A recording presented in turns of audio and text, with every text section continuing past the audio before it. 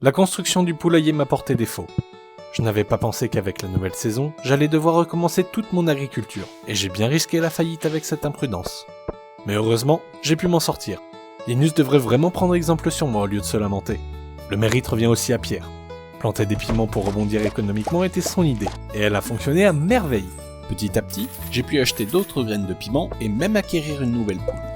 D'ailleurs, les œufs et les champignons m'ont aussi grandement aidé à me remettre. C'est une multitude de petits rendements, par-ci par-là, qui cumulés font une grosse somme. Et en parlant de grosse somme, je tiens peut-être un nouveau filon d'or. Dit comme ça, c'est étrange, mais c'est Pam qui me l'inspirait. En plus d'être particulièrement laide, c'est une pochetronne aguerrie. Et pour une fois, je n'abuse pas. Sérieusement, elle me poste une lettre à 6h du matin pour me demander une bière. Elle est plus déterminée à trouver de l'alcool qu'un travail. Enfin, toujours est-il que je n'en produis pas. Mais j'ai quand même tenu à me renseigner là-dessus.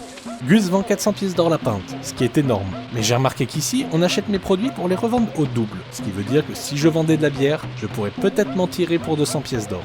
En prenant aussi en compte que pour en faire, il me faut du blé, vendu à très bas prix chez Pierre, je n'ai pas hésité une seule seconde à me lancer dans l'exploitation. Un aussi gros bénéfice ne se refuse pas. Malheureusement, même si le blé ne met que 4 jours à pousser, je ne sais pas encore comment procéder pour faire de la bière. Je vais donc tout stocker jusqu'à ce que je perce le secret de l'alcool. Ma ferme est de plus en plus variée en termes de culture, et aussi beaucoup plus fournie qu'avant. Mais ceci a pour conséquence de raviver les anciens problèmes. Je passe de nouveau toute mon énergie dans l'arrosage. Pour pallier à ceci, j'avais dû faire réparer mon arrosoir avec le cuivre trouvé dans la mine. Ça m'avait procuré un gain de temps et d'énergie assez conséquent, et je vais devoir faire la même chose. Cependant, avant de pouvoir l'améliorer, il me faut plus d'argent.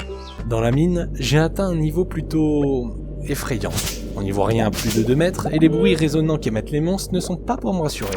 Mais c'est à partir de ce niveau que se trouve le minerai d'or. Plus grand est le danger, plus précieux sont les minerais. J'ai également trouvé un morceau de quartz de feu, la dernière chose que réclamaient les Jumino pour réparer les wagons. Autant vous dire qu'après m'en être emparé, j'ai déguerpi aussi vite que possible. Heureusement, je n'ai pas couru tout ce danger pour rien. Les esprits ont tenu parole, et les points entre ma ferme, le village et la mine sont de nouveau connectés. Ils ont même réparé la chaufferie du centre communautaire, ce qui va sûrement plaire à Lewis. Malgré le danger, j'ai continué à m'enfoncer petit à petit dans la mine. Et à l'étage 90, j'ai trouvé une épée laissée à l'abandon. Elle est plus rude, plus légère et fait beaucoup plus de dégâts. Ainsi, j'ai pu continuer encore et toujours la descente. L'or y est plus qu'abondant, et les lingots se vendent à très bon prix. C'est d'ailleurs comme ça que j'ai pu améliorer mon arrosoir et m'acheter un nouveau sac à dos. Ah, c'est si bon de dépenser sans compter. Et quand on a de l'argent, on fait ce qu'on veut. C'est pourquoi j'ai tenu à offrir une émeraude à Hayley au lieu de la vendre. Je sais qu'elle aime les bijoux, et l'envie de lui céder était devenue irrésistible.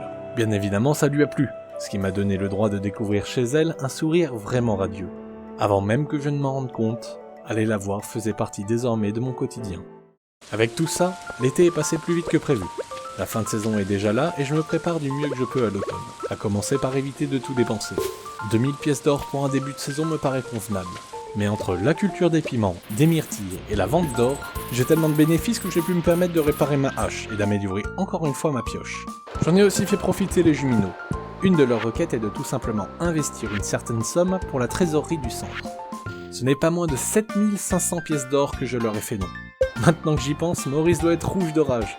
Savoir que j'empêche la vente du centre communautaire en le réparant doit le mettre dans tous ses états. Ce qui, personnellement, m'emplit de joie.